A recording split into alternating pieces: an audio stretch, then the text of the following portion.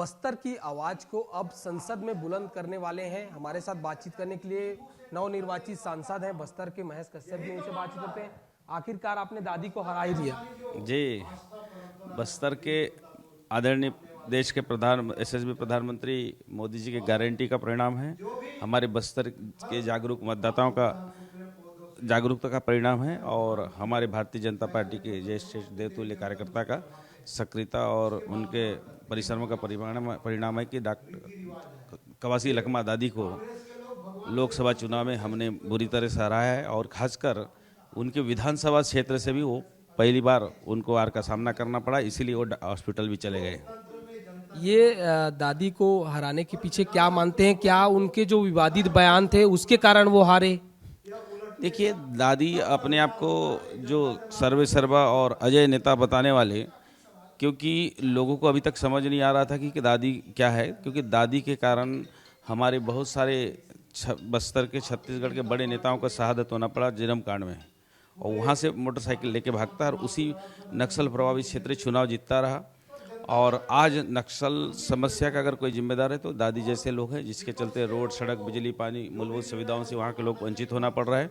और उनका बयानबाजी के चलते वहाँ के पढ़े लिखे युवाओं को, खासकर जो पढ़े लिखे लोगों को शर्मिंदगी का सामना करना पड़ रहा था। और बस्तर का छवि पूरे देश में धूमिल हो रहा था। कभी पुलिस को तीर धनुष मारने का बात करता है, कभी मोदी को लाठी मारने के बाद कभी कलेक्टर को काला पकड़ोगे तो नेता बनोगे। इस प्रकार से जो अनर्गल बयानबाजी के चलते वो अपने आप को बड़ा नेता समझता था, तो वो सब चलने वाला नहीं है। बस्तर के लोग अब जागरूक हो चुके हैं और कवासी लखमा जैसे लोगों को ऐसा ही सबक मिलने वाला है। ये झीरम की आपने बात की, तो क्या वो गाड़ी लेके चले गए थे, तो जो उनके बड़े नेताओं की हत्या हुई, तो क्या उनके पीछे कवासी लखमा का भी हाथ है? ऐसा मानते हैं? देखिए, मैं उसमें पुष्टि तो नहीं कर सकता, लेकिन पूरा दुनिया जानता है चारों तरफ से घिरा हुआ, चारों तरफ से घेर के बड़े बड़े नेताओं को वहाँ मारा जा सकता है, तो उनको अचानक कहाँ से चाबी वाला मोटरसाइकिल मिला और वहीं से मोटरसाइकिल से वहाँ से निकल जाता है। और लगातार जिस नक्सल प्रभावित क्षेत्र के कारण, नक्सलवाद के कारण पूरा देश में बस्तर बदनाम है, उसी क्षेत्र से लगातार चुनाव क्यों जीतता रहा? तो कहीं ना कहीं इन लोग के संरक्षण के कारण, इन लोगों के सह के कारण नक्सलवाद पनपता रहा। लेकिन हमारे सरकार, खासकर भारतीय जनता पार्टी की सरकार, हमारे यशस्वी गृह मंत्री ने स्पष्ट कर दिया है, हमारे प्रदेश के गृह मंत्री जी ने और राष्ट्रीय गृह मंत्री केंद्र के हमारे अमित शाह जी ने नक्सलवाद को खात्मा करेंगे। इसीलिए आज वहाँ के लोगों को भी भरोसा हो गया कि भारतीय जनता पार्टी इसका समाधान है। कितने सालों में नक्सलवाद खत्म हो जाएगा? अब तो आप बस्तर की आवाज बुलंद करने वाले। देखिए, हमारे देश के यशस्वी गृह मंत्री अमित शाह जी ने स्पष्ट कर दिया है कि 2-3 वर्ष के अंदर हम नक्सलवाद का खात्मा करेंगे। और हमारे प्रदेश के यशस्वी गृह मंत्री ने भी स्पष्ट कर दिया है, उनको बातचीत का न्योता भी दिया है।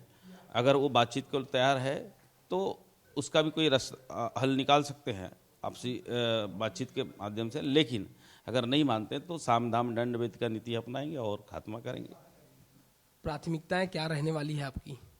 देखिए, बस्तर के लिए बहुत सारे प्राथमिकताएं हैं। आज़ादी के 77 वर्ष के बाद वहाँ के लोगों को जो मूलभूत सुविधाओं का अधिकार नहीं मिला है, चाहे रेल का सुविधा हो, स्वच्छ जल आज भी नहीं मिल पा रहा है, अच्छे रोड, सड़क, बिजली, पानी और स्वास्थ्य के क्षेत्र में हम आज भी बहुत सारे लोग वंचित है। ये सारे मूलभूत सुविधाओं का अधिकार से वंचित है, उसको पूरा करना हमारा पहला प्राथमिकता है और हमारा डबल इंजन की सरकार के साथ उसको पूरा करेंगे। ये 400 पार का नारा आप लोगों ने दिया था, 400 पार तो नहीं हुआ, दुखी तो नहीं है उससे आप?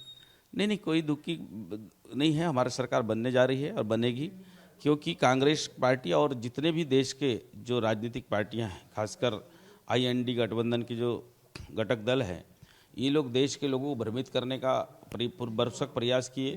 कहीं आरक्षण के नाम पर, कहीं संविधान खतरे में है, कहीं जातिवाद, कहीं अलग धर्म कोड, इस प्रकार से अनलगल बयानबाजी के नाम करके लोगों को भ्रमित करने का प्रयास किया। लेकिन कुछ लोग भ्रमित हो सकते हैं, लेकिन सभी लोग जागरूक हो चुके हैं। और कांग्रेस जैसे पार्टी को तो इस देश के लोग, कांग्रेस पार्टी से भरोसा उठ गया है। जो 138 साल पुरानी कांग्रेस पार्टी, 60 साल शासन करने वाली कांग्रेस पार्टी का दुर्गति आप देख रहे हैं। दादी को कुछ संदेश देना चाहेंगे हमारे चैनल के माध्यम से?